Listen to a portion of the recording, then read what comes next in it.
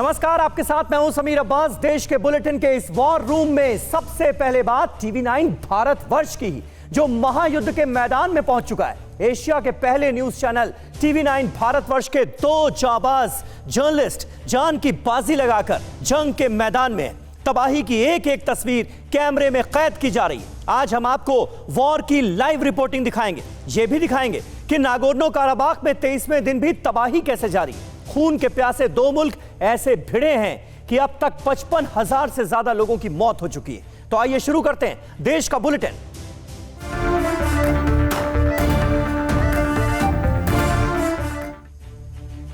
TV9 Bharatvarsh देश का पहला न्यूज चैनल है जो काराबाख के जंगी मैदान में उतर चुका है। यह हमारा हौसला है जिसकी वजह से आप तक जंग की एक एक तस्वीर पहुंच रही है।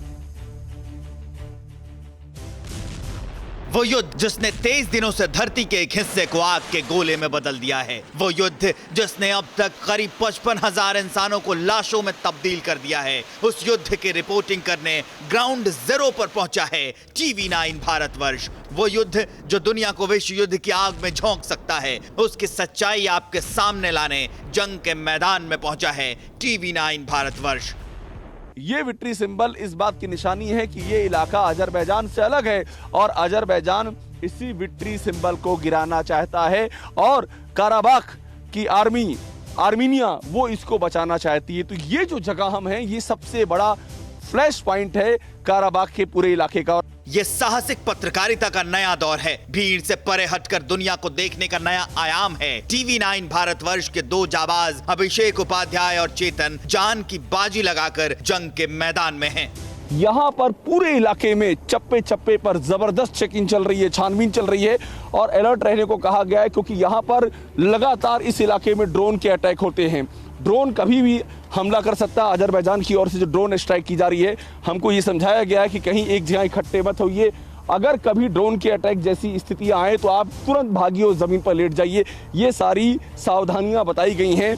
कब, कहां, किस ओर से बारूद का गोला आ जाए और सांसें रोक दे, कुछ नहीं पता। लेकिन पहली बार आपका अपना TV9 भारतवर्ष जान की बाजी लगाकर गोलियों की तड़तड़ाहट, टैंक की गड़गड़ाहट के बीच देश और दुनिया को इस खबर से आगाह करने के लिए खड़ा है, डटा है काराबाख में। और काराबाख के मैदान में उतरने के बाद पता चला कि रूस इस जंग में कूदने से कतरा रहा है। देखिए TV9 भारतवर्ष की सीक्रेट रिपोर्ट सीधे वॉरजोन से। दोनों देशों का यह युद्ध रोकने के लिए कवायद चल रही है, लेकिन फेल हो जा रही है। कई देश इस युद्ध में छुपकर खेल रहे हैं, लेकिन सामने नहीं आ रहे हैं। मतलब युद्ध का सामान, हथियार, गोला बारूद सब दे रहे हैं, लेकिन खुद नहीं लड़ रहे हैं। दोनों को लड़ा रहे हैं, जैसे अजरबैजान की ओर से तुर्की और आर्मीनिया की ओर से रूस। लेकिन खबर है कि रूस इस जंग में सीधे कूदने से कतरा रहा है, क्योंकि ऐसा करने से रूस तुर्की के हाथ का खिलौना बन सकता है और तुर्की किसी भी हाल में खुद को मुस्लिम देशों का मसीहा बनाना चाहता है। इसके लिए वो रूस से भिड़ेगा और अपनी बादशाहत साबित करने के लिए चाहे जितना भी हो रूस को नुकसान पहुंचाने की कोशिश करेगा। अभी जो रूस है, जो यहाँ की जानकारी हमको मिल रही है कि रूस अभी भी ये कोशिश कर रहा है चूंकि कि वो डायरेक्टली इसमें ना कूदने की नौबत आए, क्योंकि वो टर्की के हाथों में खेलने जैसा हो जाएगा। तो अभी भी ये कवायद की जा रही है कि इन दोनों ही देशों को समझा लिया जाए।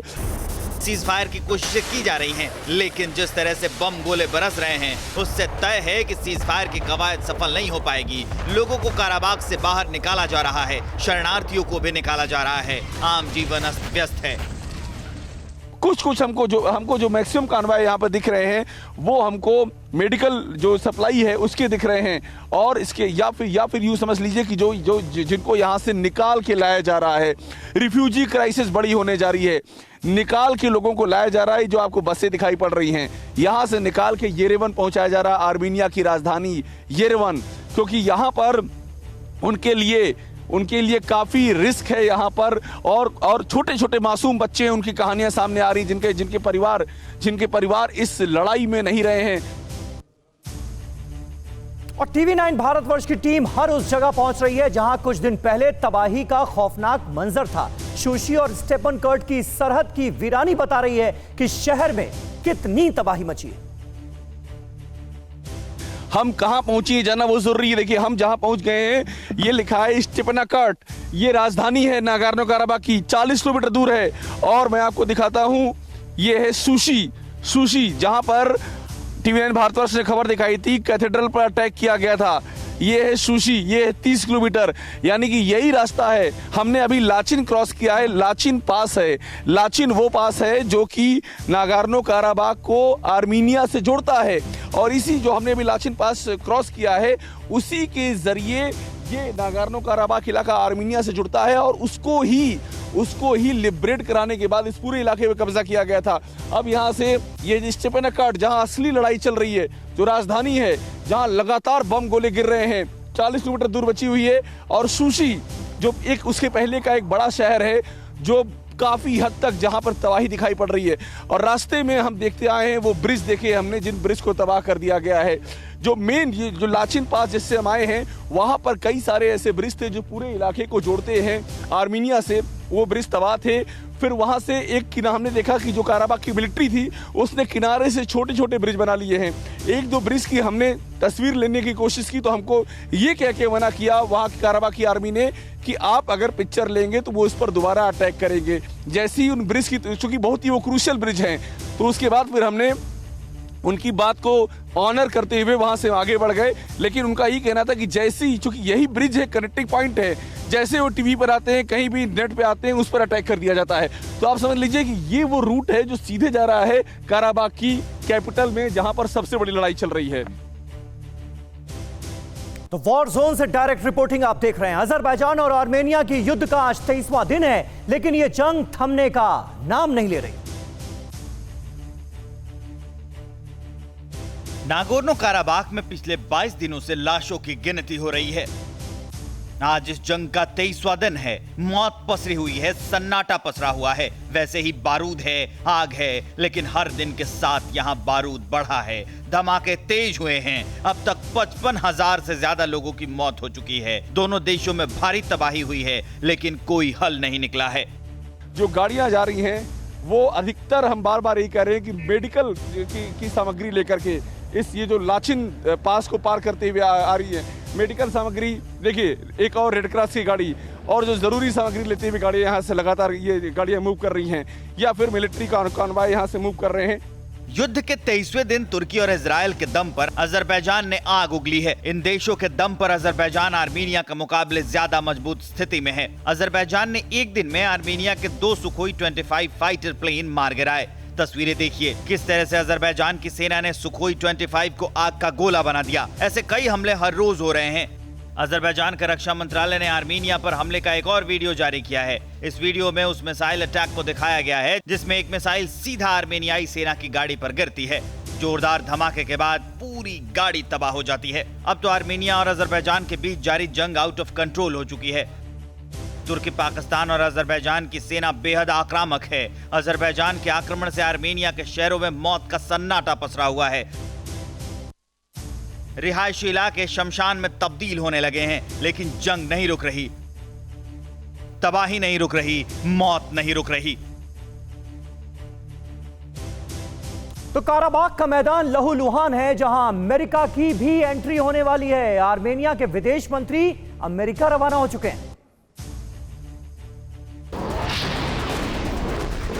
आर्मीनिया अजरबैजान का यह युद्ध दुनिया को विश्व युद्ध के मैदान में खींच लाएगा, क्योंकि खबर यह है कि आर्मेनिया और अजरबैजान के युद्ध में किसी भी वक्त अमेरिका की एंट्री हो सकती है, क्योंकि आर्मेनिया के विदेश मंत्री अमेरिका के लिए रवाना हुए हैं।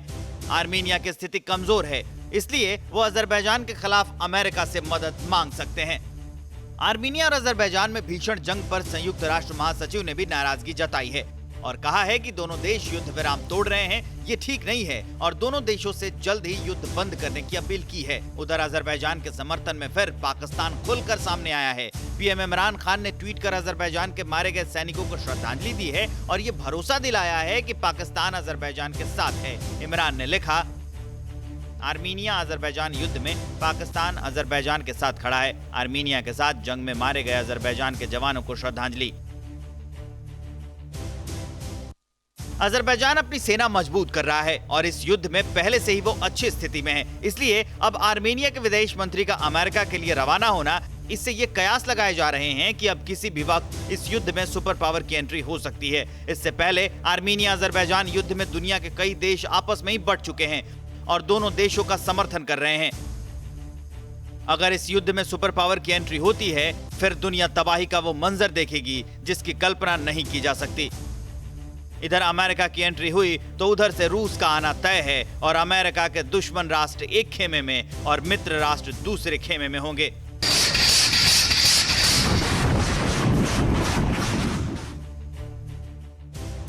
और TV9 भारतवर्ष की टीम वॉर के दो फ्रंट से रिपोर्टिंग कर रही है। LAC पर भारत की मजबूत घेराबंदी से जुड़ी ये रिपोर्ट देखिए। जहां कोई नहीं पहुंचा, वहां TV9 भारतवर्ष ने दस्तक दी है। ये दस्तक बता रही है कि भारत ने ड्रैगन के खिलाफ कितनी मजबूत किलेबंदी कर ली है। LOC और LAC के बिल्कुल करीब पहुंची TV9 भारतवर्ष की टीम ने सियाचिन, मुब्रा और श्योक वैली में बन रही सड़कों का जायजा लिया, जो बता रही है कि ना चीन संभल पाएगा, ना पाकिस्तान टिक पाएगा। आप जो ये पहाड़ी देख रहे हैं, इसके ठीक दूसरी तरफ का जो इलाका है वो गलवान का इलाका है। यहीं से वो गलवान नदी बहती है। TV9 भारतवर्ष की एक्सक्लूसिव रिपोर्ट में इस बात का खुलासा हुआ है कि सरकार ने बॉर्डर की तस्वीर बदल दी है और इसी बदली तस्वीर की वजह से इमरान और जिनपिंग की नींद उड़ चुकी है। यहाँ से 30-35 किलोमीटर की दूरी पे सियाचिन बेस कैंप आ जाता है और उसके आगे सियाचिन ग्लेशियर की शुरुआत हो जाती है। इस तरह की तमाम सड़कों का जाल इस पूरे इलाके में बना दिया गया है। कूटनीति ही नहीं, सामरिक मामलों के विशेषज्ञ भी इस बात से इत्तेफाक रखते हैं कि सियाचिन, मुब्रा और श्योक में बन रही सड़कें रणनीतिक वजहों से बार बार चीन की आंखों में खटक रही हैं। यही वजह है कि चीनी सेना पूर्वी लद्दाख में उलूल जुलूल हरकतें करती है। ये भारत का वो मोर्चा है जो चीन के साथ पाकिस्तान पर सतर्क निगाह रखने के लिए बेहद महत्वपूर्ण है। ये ट्राई जंक्शन, एक तरफ का रास्ता लेह की तरफ जाता है, दूसरा रास्ता सियाचिन वैली की तरफ और ये तीसरा रास्ता सीधा पैंगोंग लेक की तरफ जाता है। अब बारी है चीन की। अक्साई चीन तो हमारा होगा ही, और देखते हैं आगे और कितने इलाके हिंदुस्तान के हिस्से में समाहित हो जाएंगे। और चीन अब भारत के खिलाफ अलगाववादी ताकतों को उकसाने में लगा है। चीन के भोंपू ग्लोबल टाइम्स ने धमकी दे दी है कि भारत ताइवान की मदद करेगा तो उसके लिए मुसीबत हो जाएगी। हिंदुस्तान के मुंह से खाने के बाद ड्रैगन अब भारत के मित्र देशों को तबाह करने की साजिश रच रहा है। इतना ही नहीं, वो भारत के खिलाफ अलगाववादी ताकतों को उकसाने की भी योजना बना रहा है। चीन के भोपू अखबार ने एक बार फिर जहर उगला है और भारत को धमकी दी है कि भारत ताइवान काट खेलकर मुसीबत को दावत दे रहा है। चीन इसी दोहरी चाल के तहत अब ताइवान पर हमले की तैयारी कर रहा है। ड्रैगन ने ताइवान की सीमा पर सैनिकों की तादाद बढ़ा दी है, घातक हथियारों की तैनाती की है। ताइवान पर हमला करने के लिए चीन ने नए ठिकाने बनाए हैं, यानी ड्रैगन अब ताइवान पर अटैक कर भारत को धमकाने की कोशिश कर रहा है।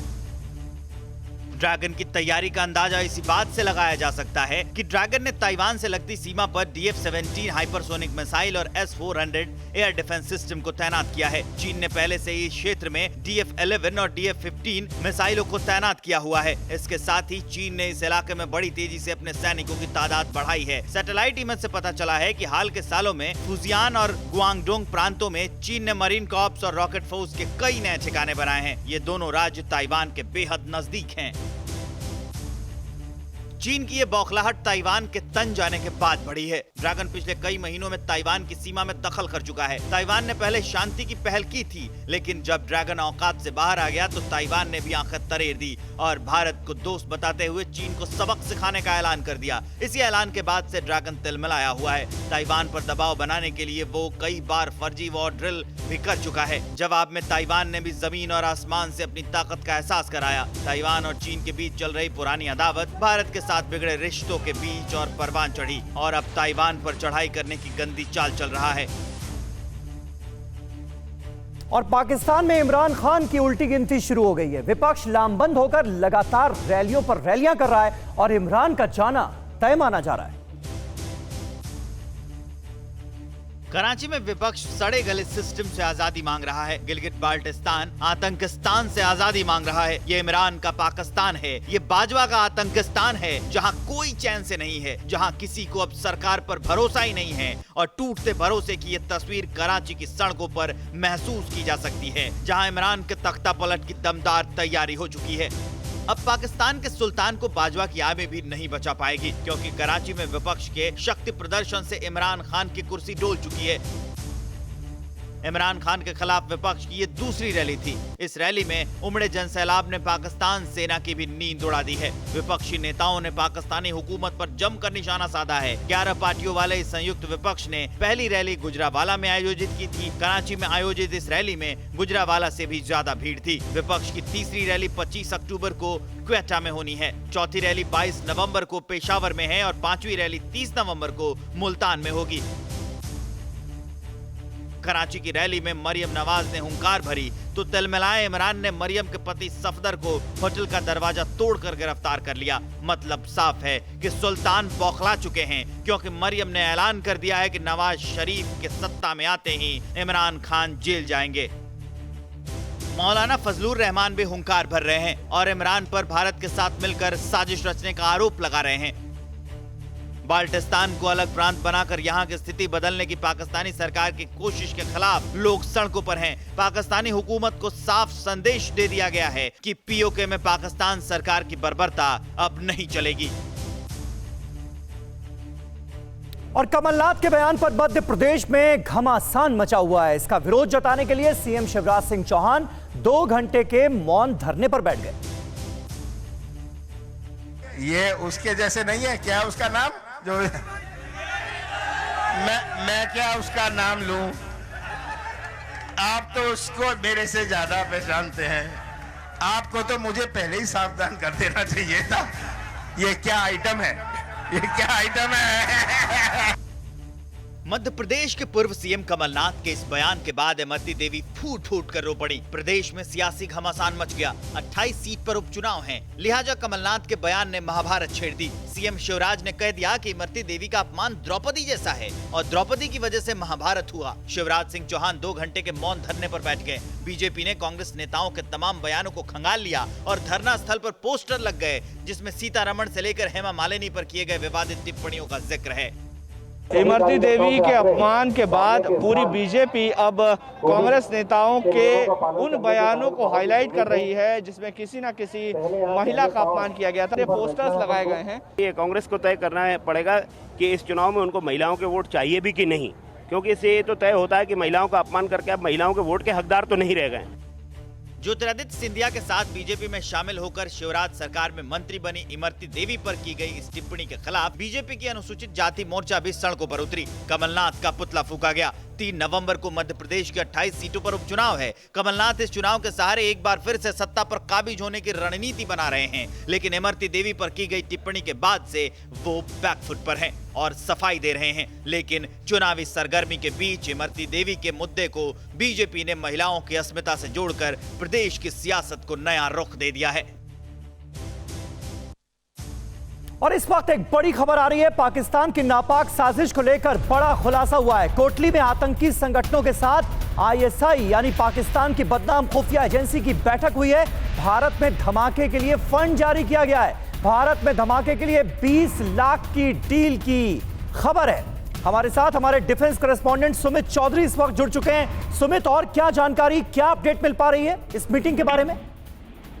देखिए समीर, आपको याद होगा कि लगातार आतंकियों की सारी साजिशें कश्मीर को लेकर विफल हो रही है। इन्फिल्ट्रेशन बिड्स स्पॉइल्ड हो रही हैं लगातार। इसी के बाद अब आईएसआई और पाकिस्तान की बौखलाहट नजर आई और इसको लेकर समीर 4 अक्टूबर को कोटली इलाके के अंदर और 7 अक्टूबर को निकेल इलाके के अंदर 2 बड़ी मीटिंगें की गई, जिसमें खुद हाफिज सईद और सैयद सलाउद्दीन मौजूद थे। इसके अलावा उनके जितने कमांडर्स थे, लोकल गाइड थे, उन तंजीम के उन सबको शामिल किया गया और सबको कहा गया कि 20 लाख रुपए रिवॉर्ड मिला जाएगा। जो भी तंजीम जो होगी वो इन्फिल्ट्रेशन फॉइल्ड करती है या इन्फिल्ट्रेशन बड़ा इन्फिल्ट्रेशन करती है और करीबन 30 लाख का प्रॉमिस एडिशनल किया गया। तो आप मान के चलिए 50 लाख का एक बजट या फिर 50 लाख का इनाम रखा गया है हर तंजीम को देने के लिए कि जो भी ऐसा करेगा उसको दिया। और ये बौखलाहट नजर आ रही है। लगातार पाकिस्तान पाकिस्तान एडमिनिस्ट्रेशन में और पाकिस्तान के आईएसआई में। चलिए, शुक्रिया सुमित चौधरी आपका इस ताजा जानकारी और अपडेट के लिए। तो पाकिस्तान कितना बौखलाया हुआ है और कितना डेस्परेट नजर आ रहा है